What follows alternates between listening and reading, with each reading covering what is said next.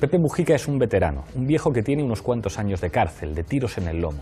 Un tipo que se ha equivocado mucho, como su generación, medio terco, porfiado, y que trata hasta donde puede de ser coherente con lo que piensa, todos los días del año y todos los años de la vida.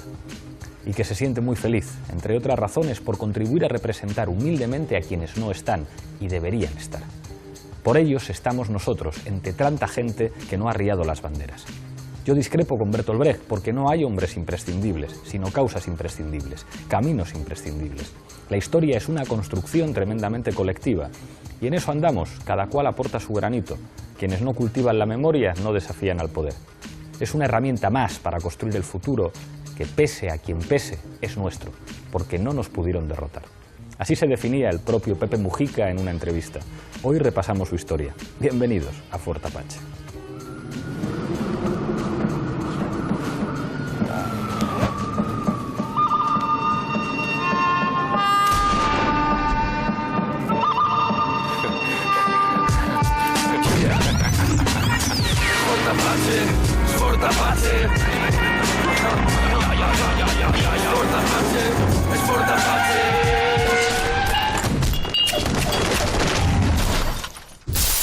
Esta noche en Fort Apache toca hablar de Mujica y de Uruguay. Para eso contamos con 5 invitados. A mi izquierda, el inefable Juan Carlos Monedero, el Mick Jagger de la ciencia política española, miembro de Podemos. Muchísimas gracias por volver a Fort Apache. Un placer siempre estar aquí en este escenario de debate pausado y profundo. Tú sabes que sí. Gracias, Juan Carlos. Se estrena en el programa Daniel Kaplún, es uruguayo, profesor en la Carlos III y del Comité del Frente Amplio de Madrid. Muchísimas gracias por venir a Fort Apache. Vale, gracias a vosotros por invitarme y es un placer estar aquí. Una de las habituales en Fort Apache, Andrea Benítez Dumont, periodista, bienvenida una vez más. Gracias. Otro de los habituales, Augusto Zamora, nicaragüense, profesor, muchas gracias por estar aquí. Gracias por invitarme y por volver a este agradable ambiente. Y cierra la mesa Mauricio Valiente, diputado por Izquierda Unida de la Asamblea de Madrid. Muchísimas gracias por estar aquí. Gracias. Enseguida empezamos a debatir, pero antes en el punto de mira. Pepe Mujica fue uno de los líderes del Movimiento de Liberación Nacional Tupamaro, con el que participó en operativos guerrilleros al tiempo que trabajaba en su chacra, hasta que, requerido por la policía, se refugió en la clandestinidad. Fue apresado 4 veces, herido de 6 balazos y en 2 oportunidades se fugó de la cárcel de Punta Carretas. Como uno de los 9 dirigentes tupamaros que la dictadura cívico-militar tomó como rehenes, permaneció 11 años en duras condiciones de aislamiento, sometido a torturas, interrogatorios y recluido durante 2 años en un pozo subterráneo. Con la caída de la dictadura en 1985 se decretó la amnistía de presos políticos y Pepe Mujica obtuvo la libertad. Desde entonces ha sido elegido diputado de Montevideo, senador, ministro de Ganadería, Agricultura y Pesca con el gobierno de Tabaré Vázquez y desde 2010 asume la presidencia de la República. Hoy en Fort Apache analizamos la figura de Pepe Mujica, conocido como el presidente más pobre del mundo.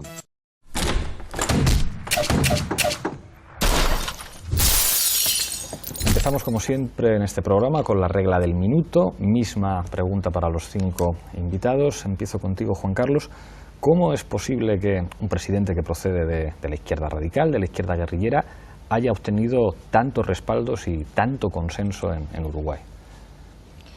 Pues por el peso de la larga noche neoliberal que golpeó antes a América Latina que a otros lugares y por tanto también antes debiera corresponder la salida de ese agujero.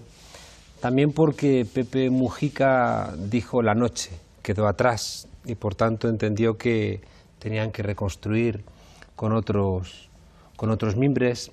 También porque Chávez ganó las elecciones del 98 y planteó la posibilidad de que el continente se reinventara y sobre ese carro que señaló claramente la imposibilidad de armar la soberanía mientras que Estados Unidos interviniera, pues los demás se sumaron y empezaron a reclamar la posibilidad de algo diferente. Sabemos en la ciencia política lo de las olas democratizadoras, ¿no? Entonces ahí hubo una ola y por eso Pepe Mujica ha podido ser presidente. Muchas gracias, Juan Carlos. Daniel. Bueno, yo creo que no se puede entender a Pepe Mujica sin entender el Frente Amplio. Creo que aparte de hablar de Pepe Mujica habría que hablar del Frente Amplio porque sin el Frente Amplio Pepe no hubiera sido posible. Ahora, al mismo tiempo, Pepe es un referente para el Frente Amplio.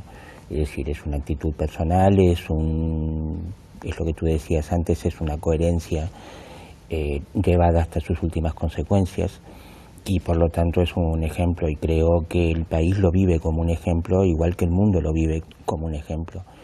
Y eso explica que después de los primeros 5 años de gobierno frente amplista, en donde simplemente se le dio la vuelta al país como un calcetín, donde se cambió totalmente la forma de gobernar, el estilo de gobernar, fue posible que una figura como Pepe Mujica... Se terminó tu minuto, Daniel. Después Vale. seguimos. Andrea, tu minuto. Sí, sin duda alguna que Pepe Mujica es parte de las situaciones que se viven en América Latina, cada una con su peculiaridad e idiosincrasia propia. No podría ser Uruguay sin Bolivia, no podría ser Bolivia sin Venezuela, no podría ser inclusive hasta Argentina, sin todo el concurso de los demás países que emprenden un proyecto progresista indispensable y necesario, con carencias acumuladas de tantos años, efectivamente, de la noche neoliberal.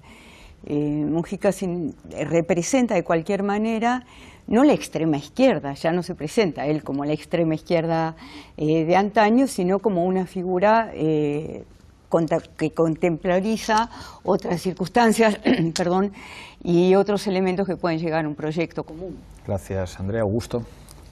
Yo estaba tomando notas porque a mí me tocó vivir por una serie de circunstancias todo este proceso en América Latina de manera directa. Y yo quiero recordar, aunque sea de título histórico, qué hechos precedieron a los fenómenos que después vimos de ascenso de gobiernos progresistas y revolucionarios.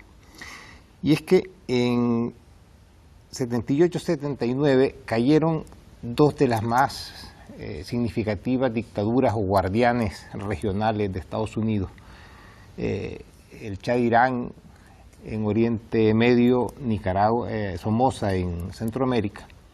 Y esto llevó a Estados Unidos a ver que ya las dictaduras militares no eran garantía de nada. Y se inició un proceso a nivel mundial cuyo primer caído fue el de Filipinas, Ferdinand Marcos, y eso abrió para América Latina espacios que no existían. Y se nos acabó el minuto, ahora seguimos discutiendo. Es la regla inicial con la que empezamos siempre, después tendréis más libertad. Mauricio, tu minuto. Yo lo explico por su coherencia. Su coherencia en un ejemplo que yo creo que se abre con la Revolución Cubana, con toda una generación de jóvenes latinoamericanos que se comprometieron con el cambio y que ha armado a un conjunto de movimientos políticos en la insistencia de reclamar unos países más democráticos, más abiertos, y lo ha hecho además desde la superación de los errores, no desde el dogmatismo, y desde la capacidad de unir diferentes puntos de vista, ¿no? Yo creo que representa muy bien Mujica esa realidad latinoamericana de luchas, de experiencias, de diferentes movimientos políticos armados, sindicales, nuevos movimientos sociales, ¿no? Y eso es lo fundamental que creo que ha mantenido la fuerza de su proyecto. Gracias, Mauricio. Decías jóvenes latinoamericanos comprometidos por el cambio. Es verdad que la figura de Mujica, como la de Raúl Sendi, como son los tupamaros, que representan un mito en América Latina y también en Europa. Voy a empezar contigo, Daniel, que antes te tuve que interrumpir. ¿Se puede hablar de una línea de continuidad política entre la experiencia de lucha armada de los tupamaros y el gobierno del Frente Amplio? Sí y no. Es decir, ya sabía yo que... Bueno, eso nos pasa mucho a los sociólogos. Claro, claro. Es decir, pedirle a un sociólogo que se defina es como pedir un imposible. Pero... Siempre puedes poner un prefijo post o algo así, que sí, un socorrido. Sí, puedo y debo. A ver, por un lado, muchos de los objetivos que los tupamaros perseguían se están consiguiendo ahora. Se están consiguiendo por vías totalmente distintas de los que ellos imaginaban,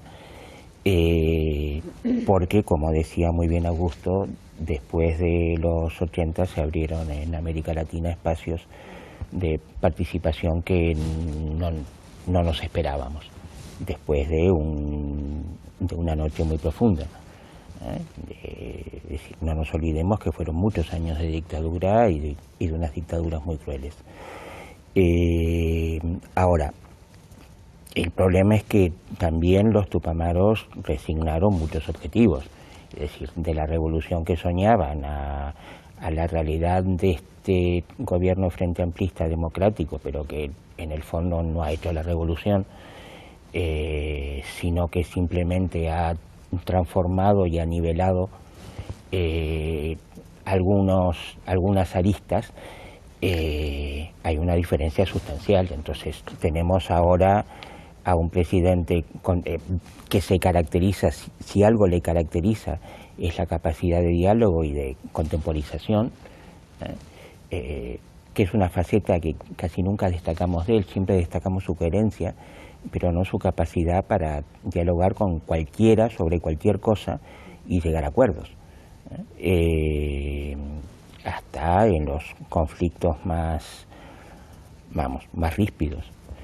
Y eso supongo que lo da en parte su personalidad, en parte su edad también, y eso hace también que a donde estamos, que no es a donde queríamos llegar ni a donde queremos llegar, pues tiene poco que ver, digamos, falta mucho. Andrea. Sí, sin duda alguna no es un gobierno revolucionario en el sentido más estricto y etimológico de la palabra revolución, es un gobierno reformista. Genera, produce, afianza y propone reformas, ¿no?, dentro del sistema capitalista, con lo poco que se le permite avanzar a veces en determinado tipo de cosas dentro del sistema. Pero sí es llamativo que por ahí las respuestas o las nuevas salidas que se plantean por parte del gobierno de Mujica signifique un asombro generalizado, porque bueno, eran falencias atroces que existían en Uruguay como también en el conjunto de América Latina. Por eso inclusive nos podemos explicar la presencia de Vilma. Son tantas las necesidades en Brasil que por lo poco que se haga tiene una repercusión mayor, sin duda alguna.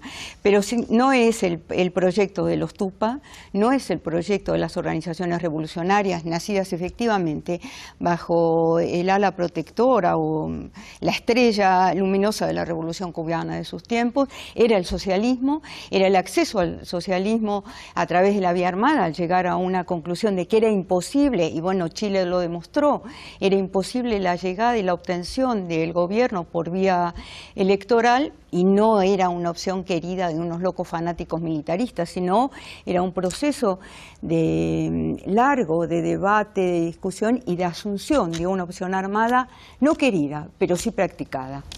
Augusto. Yo retomo y agrego, a ver si me da el tiempo. Yo quiero señalar un dato que es esencial, es el suicidio de la Unión Soviética y el fin de la Guerra Fría. Claro. Eso es un antes y un después.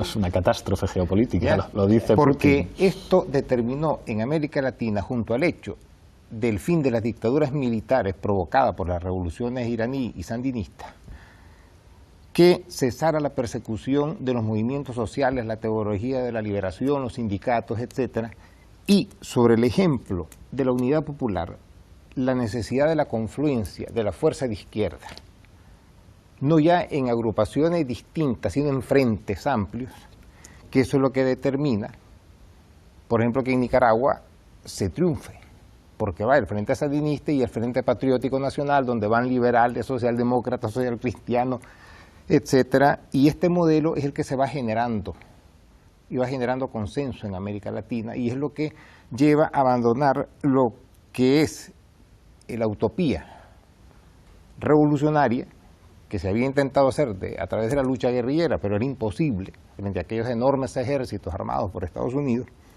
y se abre la idea de la reforma, pero con otro parámetro, que yo lo vivo en América Latina, que es, en vez de confrontar a las clases dominantes, entrar a cooperar con ella en modelos que permitan sacar a los países de la miseria.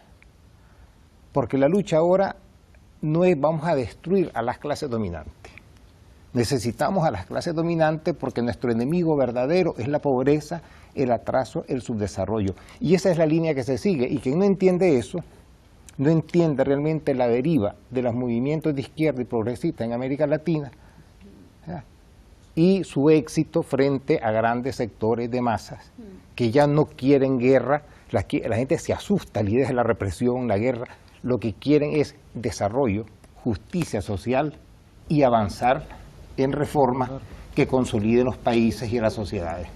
Claro, y del mismo modo que decía Andrea, que la lucha armada no era una opción querida por nadie. No lo era, sino derrotaron en todos los frentes. Claro, ¿Y para qué nos vamos a las engañar? opciones derivadas de la represión, pero probablemente ahora tampoco es una opción deseada, de decir solamente podemos hacer políticas a través de reformas, pero es que el escenario político y el escenario internacional es el que es. Difícilmente se podrían hacer las cosas de otra manera. Juan Carlos.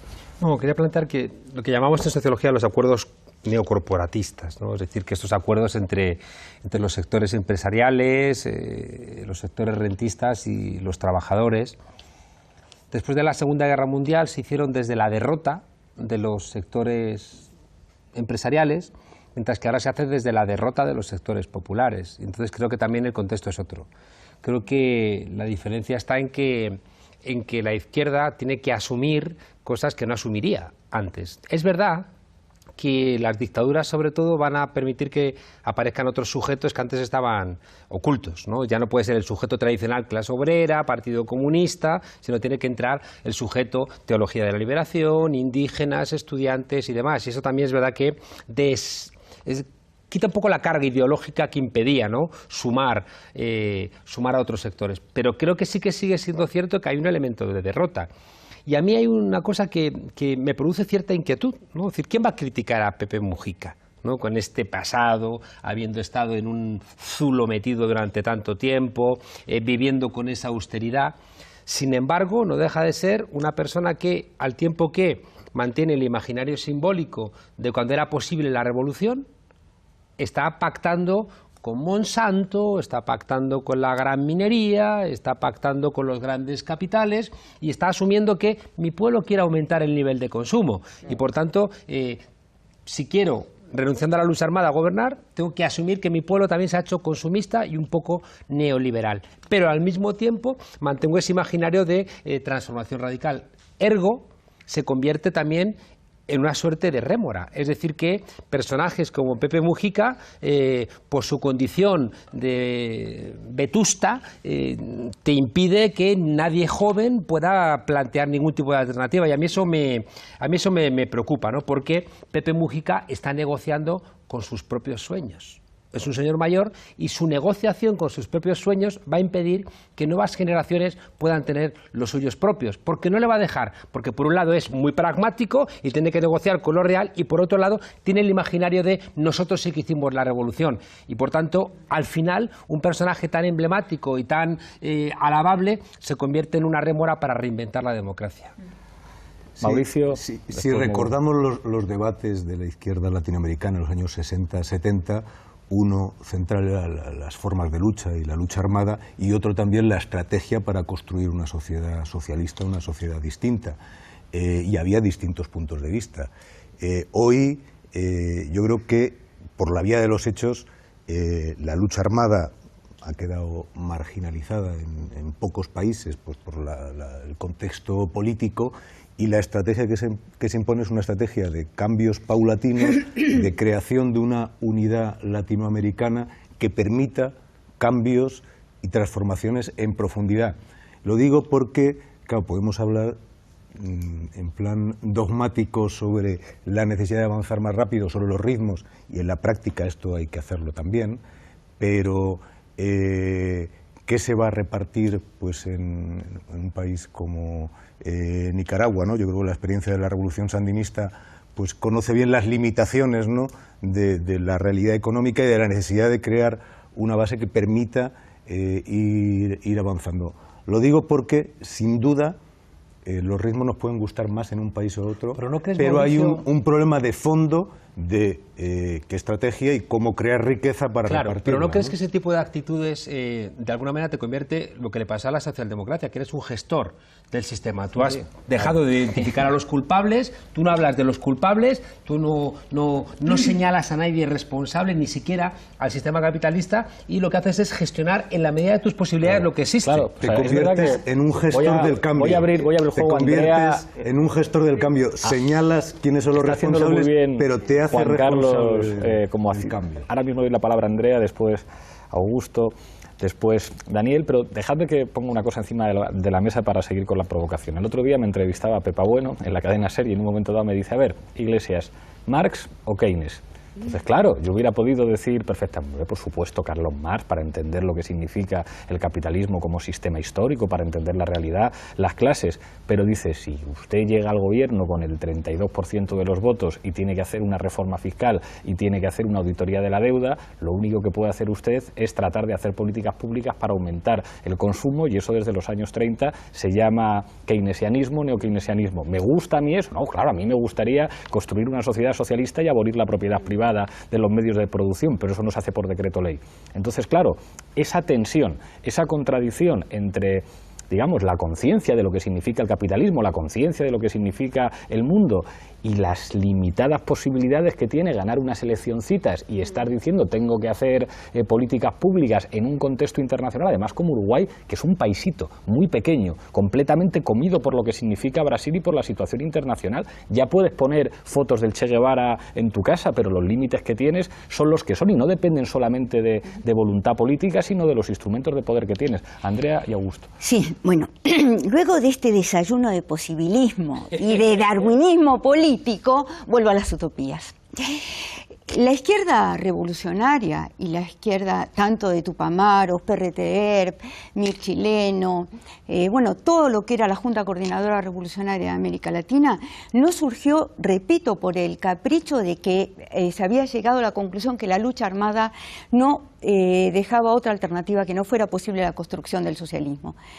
Fundamentalmente, la lucha armada es hija putativa de la inoperancia de la izquierda tradicional y sistémica que durante años hablaba en ruso en América Latina mientras sus oyentes eran indígenas, la inmensa mayoría, y hablo de América Latina, por supuesto, hablo a brocha gorda, ¿no?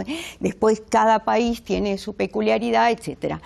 En Uruguay existía un PC uruguayo que dentro de todo no era lo que fue el PC argentino y mucho menos lo que fue el PC boliviano, todos cubiertos con una terrorífica capa de barro. Bueno, llegar a este punto y decir, no es lo que hay, no nos queda más que el sistema capitalista, perdón. Hay un sistema capitalista y estamos en una opción de pelear contra el sistema capitalista, unos de una manera, otros de otra, pero las utopías no se resignan como la ropa usada, es muy difícil despojarse de todo un sentimiento y un colectivo imaginario que viene durante años gestando sueños, memoria, combatientes, en fin, una serie de cosas que hasta justifican nuestra propia existencia. Nosotros somos parte de una cadena de sueños, los detentamos, los proyectamos, los practicamos en lo cotidiano. Y decir las utopías están muertas, la realidad latinoamericana es esta, la que se puede. Bueno, ahí está el ZLN, construyendo otra forma distinta. No aspiran el poder, están autogestionando una sociedad de otra manera diferente. No consiguieron ni una ley indígena, ni una ley indígena. No, es verdad, porque hubo un parlamento de un sistema determinado que dijo que no. Efectivamente, tenemos que decir, bueno, jugamos electoralmente, ¿cómo jugamos? ¿De qué manera? Entonces, bueno, algunos se puede establecer la simbología del ano corbata, de ir con las alpargatas, de ponerse las mejores ropas indígenas, a debatir en el Parlamento.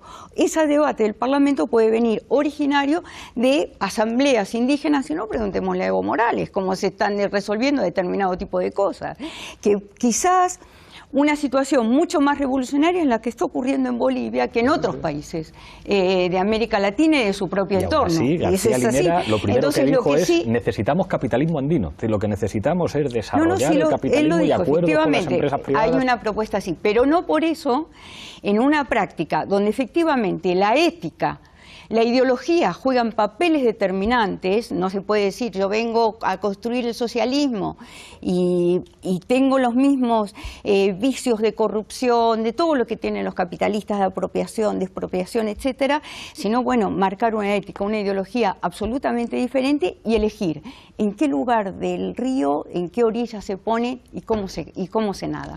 Augusto. Yo quiero puntualizar 3 cosas. Primero, quiero recordar a Marx cuando decía aquello que en un momento de construcción del socialismo la regla es de cada quien según su capacidad, a cada quien según su trabajo. Según sus necesidades, eso era más adelantito. Hay quienes en el ánimo de hacer las cosas muy rápido se olvidan de estas reglas y al final, como suele pasar, terminan en el desastre. Segundo, evitemos, porque yo sé que a veces es inevitable de manera inconsciente confundir realidades, no es lo mismo América Latina que lo que pasa en Europa. Nada que ver. Entonces, los análisis para América Latina son análisis para América Latina y los análisis europeos para los europeos, pues nuestras realidades son distintas. Y eso es importante para el análisis y para dar a entender lo que se quiere dar a entender. Quiero incorporar a efectos de América Latina un tema que también nos preocupa porque estamos excluidos de él y es el desarrollo científico-técnico. Porque aparte de las muchas cosas que dividen el mundo, hay una que es cada vez más profunda y es la brecha entre un puñado de países que tienen todas las tecnologías, los centros de investigación y etcétera, etcétera, etcétera, y que van a la vanguardia de todo, y el resto del mundo, donde, como en Nicaragua, seguimos con arado de bueyes, desconocemos, porque no tenemos dinero, cómo establecer sistemas de riego, y que por lo tanto la economía marcha a ritmo distinto. Y uno de los retos de la izquierda latinoamericana, de los movimientos progresistas, es también enfrentar esta enorme brecha que está separando al mundo más allá de cualquier ideología, de cualquier utopía, simplemente con el cotidiano, dejando el poder real, que significa el control científico-técnico en manos no solo de un grupo de gobierno, de un grupo minoritario de empresas y al resto de la humanidad como receptoras de los residuos que ellos nos hacen llegar. Hablo de América Latina sin que nosotros podamos hacer algo. Y le doy un dato. Suiza, ahí donde se lava todo y no deja mancha, patenta más inventos que toda América Latina. Entonces, cuando hablamos de América Latina y hablamos de gobiernos progresistas, hablamos de gobiernos que tienen ante sí retos inmensos, gigantescos y una agónica falta de recursos humanos, materiales, económicos, que le impiden avanzar o siquiera participar, aunque sea como el tonto de la fiesta, en el gran festín que se están dando ahora en el ámbito científico-técnico. Nos vamos a Zapinapache y volvemos con Daniel. Adelante. No se ríen porque a uno le guste, sino nada más que porque lo agarraron, porque no pudo disparar a tiempo. Entonces hay que quitarle toda la heroicidad. La utilización de ciertas acciones armadas, ilegales, nosotros las utilizábamos como una herramienta de finalidad política. El objetivo inicial no es la destrucción de un eventual enemigo, sino que el objetivo primordial es despertar la conciencia nacional. La democracia como filosofía no es una cosa terminada jamás. Participar en el juego de la democracia liberal no significa estar de acuerdo con ella. También hay que reconocer que la democracia liberal, con los enormes defectos que tiene, es un paso mucho más adelantado que es tener que soportar el fascismo. Están los muy racionales, que en el fondo se pasaron para el capitalismo y honradamente creen que hay que irlo remendando y sacándole las aristas más, las virutas más groseras que tiene. Son buenos compañeros y tienen sus razones. Después, están los radicaletas impermeables, no pasó nada en el mundo. ¿Viste? Te propinan el programa de hace 70 años como si no hubiera pasado un carajo en el mundo. Y estas no serán reformas socialistas, no nos llevarán a un mundo sin contradicciones de clase, pero nosotros tenemos que preocuparnos por el guiso y por la comida de la gente concreta que camina hoy, porque si no, nuestro pueblo no nos entendería. No abdicamos en nada de lo que nosotros pensamos, pero no queremos ser filósofos de café.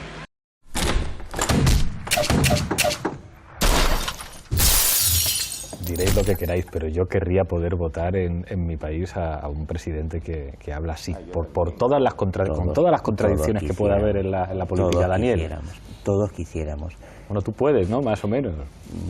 Bueno, el voto en el exterior no existe en Uruguay. No existe el voto exterior en Uruguay. No existe en Uruguay, lo estamos peleando desde hace muchos años. Se refrendó en las últimas elecciones y perdimos por muy poco, pero perdimos con una ley electoral absolutamente aberrante, y de momento no existe, lo seguimos peleando. De manera que la única opción que tenemos los que queremos votar en Uruguay es ir a Uruguay. Es ir a Uruguay y votar. Y eso se lo puede permitir quien se lo puede permitir. Pues yo votaba en Nicaragua, yo iba a votar, jodido, porque nos estaban apañando por todas partes, por lo menos. No es mi caso. Entonces, de momento eso no está resuelto. Bueno, a ver,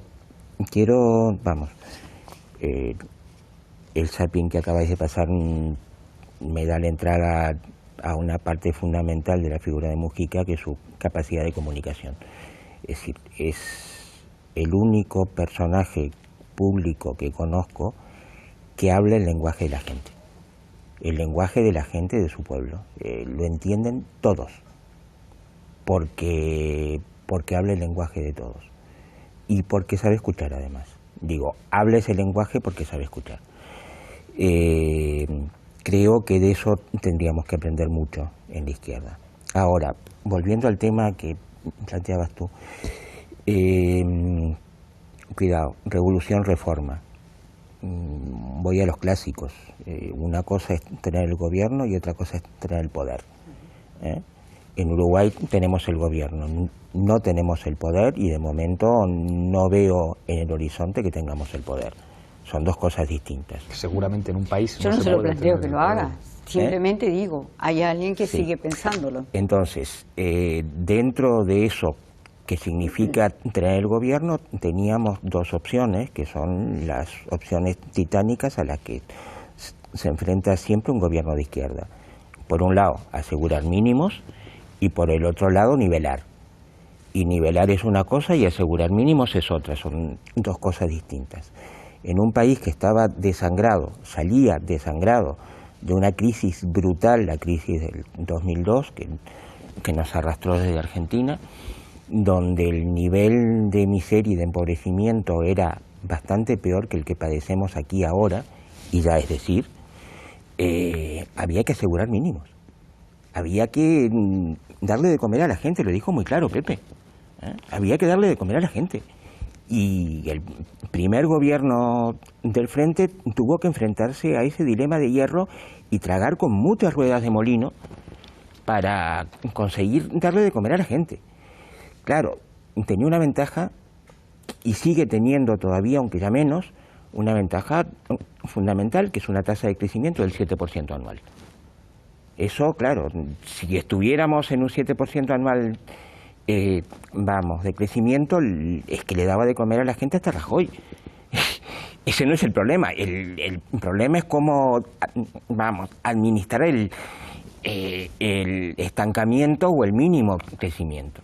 Entonces, a esa ola se subió el primer gobierno del Frente, lo aprovechó estupendamente y, Mujica se encontró con buena parte del trabajo hecho. Lo que hizo fue profundizarlo en un sentido donde Tabaré, por sus propias convicciones ideológicas, no había llegado, que es todo el aspecto social que implica legalizar el aborto, que implica legalizar la marihuana, todo eso. Ahora, desde el punto de vista del avance igualador, tampoco se ha avanzado tanto desde entonces. Juan Carlos. No, fijaos que estáis analizando como si fuerais asesores de Pepe Mujica y no como intelectuales que tenemos que ver un poquito el panorama. Entonces, como que estamos entendiendo todas las debilidades que tienen los gobiernos, porque ya en 1920, en su discusión con Kautsky, Lenin le dijo: no seas idiota, que hemos accedido al Estado, pero el poder lo siguen teniendo ellos, y por tanto tengo que poner aquí en marcha una gestión mucho más moderada. Una cosa es que entendamos en términos tácticos ese tipo de cuestiones, y otra cosa es que no analicemos también lo que implica de renuncia a transformaciones y los riesgos que incorporan, que creo que eso es un elemento que debiéramos aquí analizar.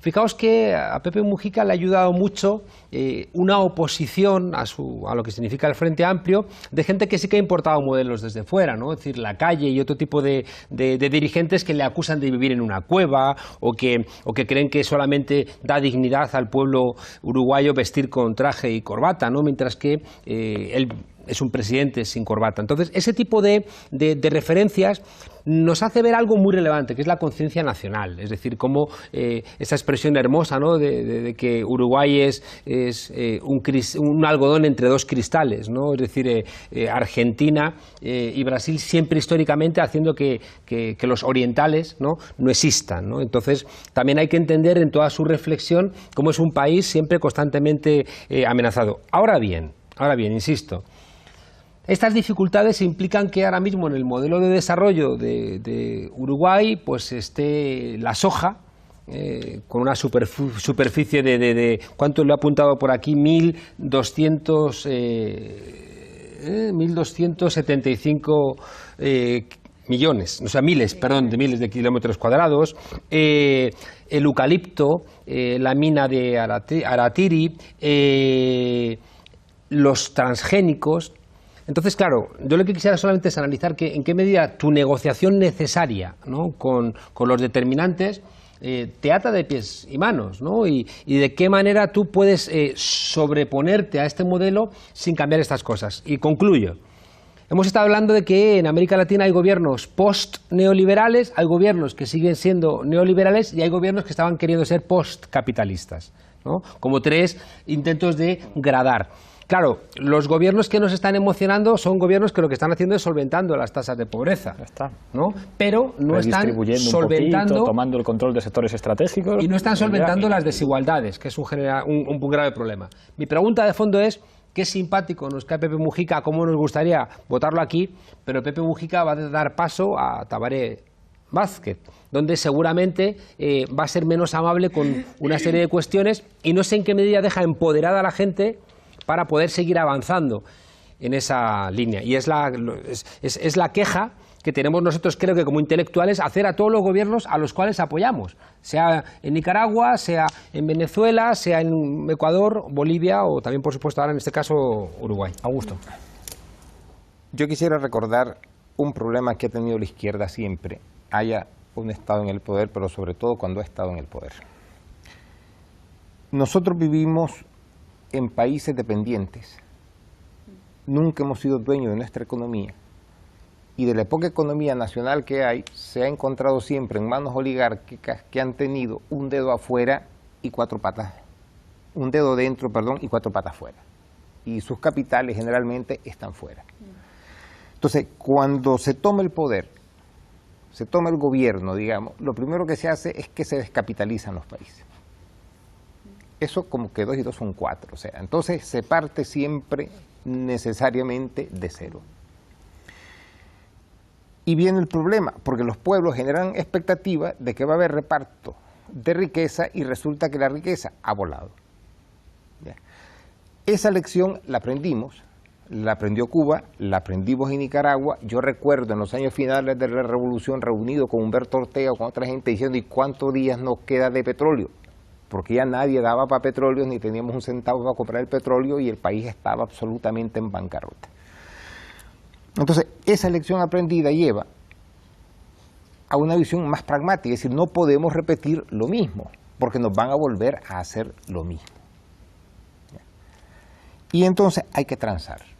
¿Con quién? Con quienes tienen el dinero. No tenemos desde nuestra miseria, porque así hay que llamarla alternativa. Es decir, solo hay un palo del que ahorcarse, y de ese palo lo que debemos procurar es que la soga no nos apriete mucho. Entonces, de lo que nos dejan, hay que agarrar todo lo posible para hacer políticas sociales. Pero claro, lo que nos dan, no lo dan de manera incondicional. Los grandes capitales dicen, a mí no me tocan las transnacionales, yo quiero leyes de garantía de inversión extranjera, etc. Y ese es un mundo en el que vivimos. Porque nosotros desde la utopía quisimos construir sociedades autárquicas y eso era imposible.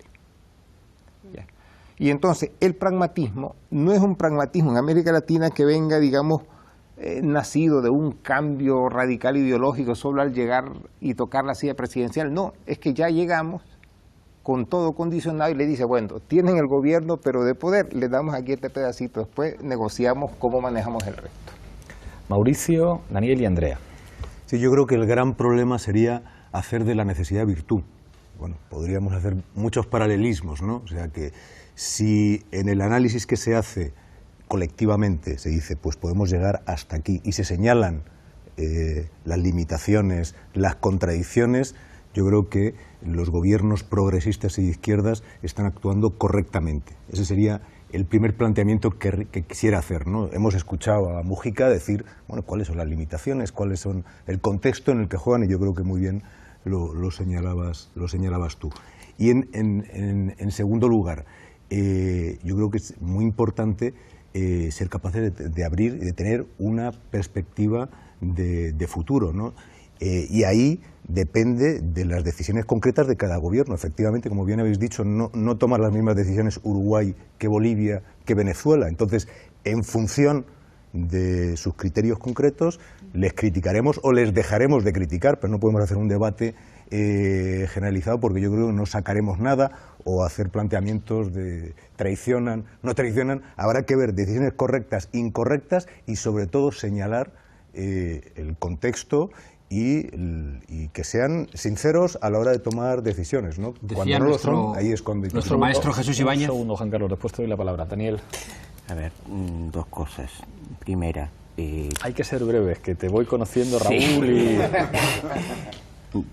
Sí, y tengo mucho que aprender todavía. Poca televisión y mucho que aprender. A ver, tú hablabas hace un momento de empoderamiento, y a mí el tema me preocupa y mucho. Quiere decir, el Frente, cuando nació allá por el 71, cuando lo hicimos nacer allá por el 71, tenía una característica que para mí es una de las más importantes, y creo que probablemente única en su contexto, que eran los comités de base. El comité de base era un comité, era un ámbito territorial donde convivían todas las corrientes, y donde trabajábamos juntos todas las corrientes en pie de igualdad, sin ambición de poder y simplemente para hacer una tarea. El comité de base trabajaba un barrio o trabajaba un pueblo, y trabajar un pueblo significaba trabajarlo casa por casa, casa por casa, vecino por vecino.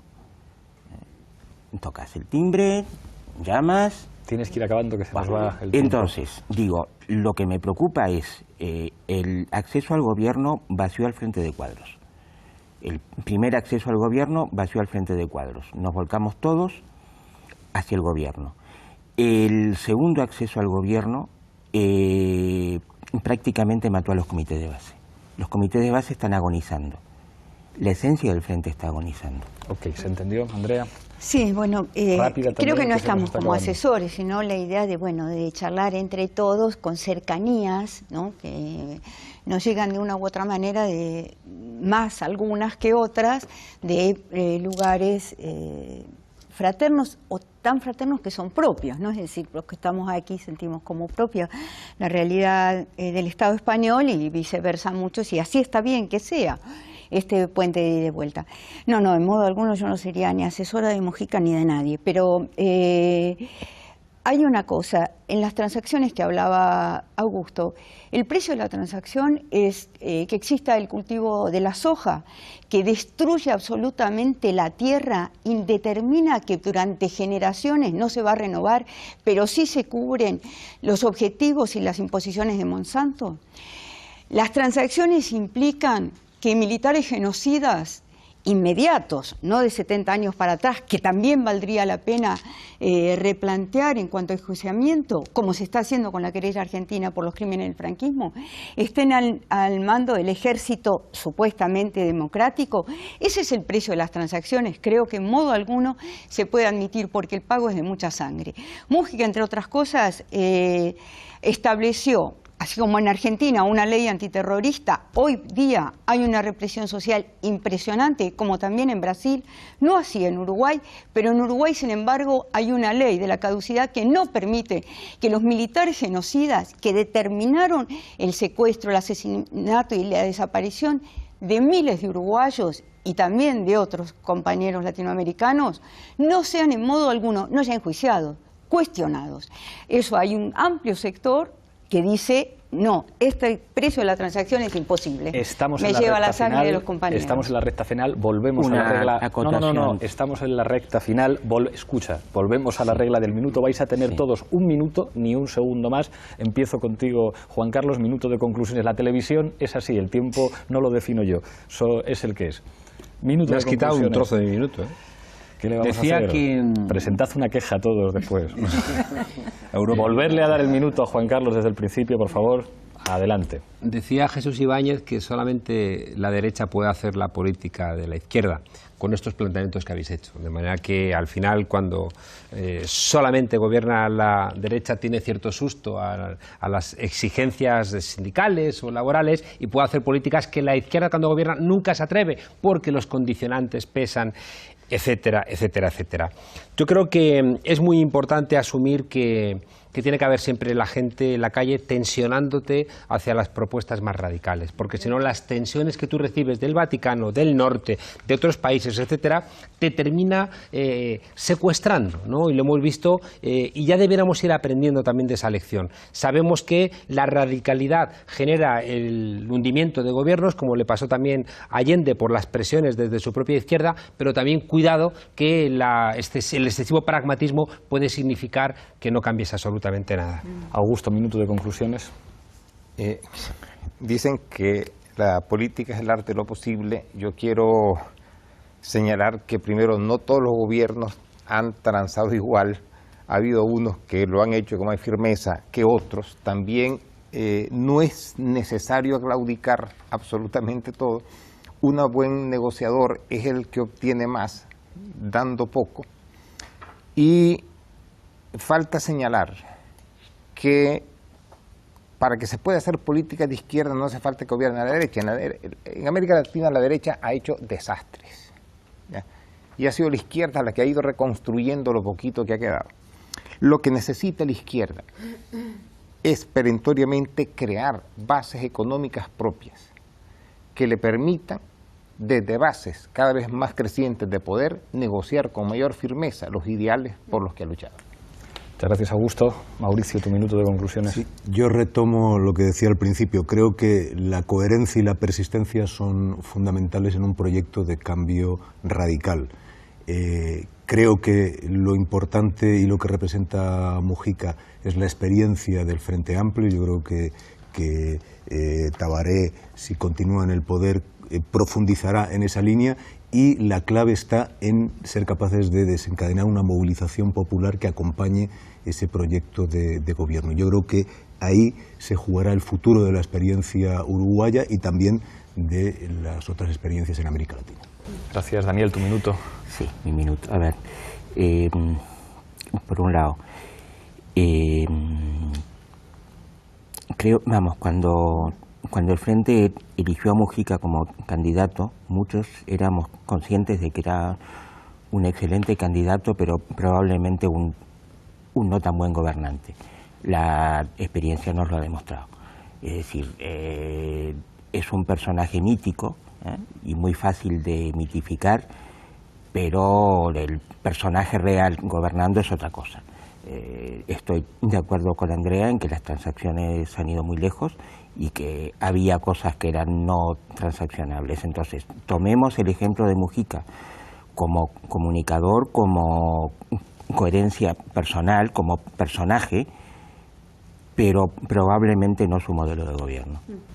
Muchas gracias Daniel. Andrea, tu minuto de conclusiones. Sí, todavía quedan caminos en América Latina que se escriben sin duda alguna para mí en el color de la utopía, en el color y en el calor de la utopía. El calor es la gente, en la lucha, en los piquetes, en todo lugar del mundo, en América Latina, donde siga reclamando ese espacio de justicia social, de solidaridad, de fraternidad, que por cierto en América Latina se ha podido convivir con todas las izquierdas latinoamericanas, que no hubiéramos subsistido unas sin la otra, ¿no? Me refiero a las izquierdas revolucionarias en la época de los 70.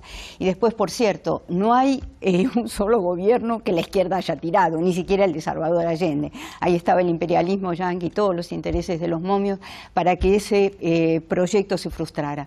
Sin duda alguna que los gobiernos de izquierda o progresistas o pseudo progresistas que están en América Latina tienen que aprender a escuchar a sus alas radicales y a la izquierda y no transformarlas en prácticas macartistas como si fueran sus enemigos. Muchísimas gracias, Andrea, muchísimas gracias a los 5. Hemos tenido un gran programa. Voy a dar algo de material para que se entretenga la extrema derecha mediática este verano.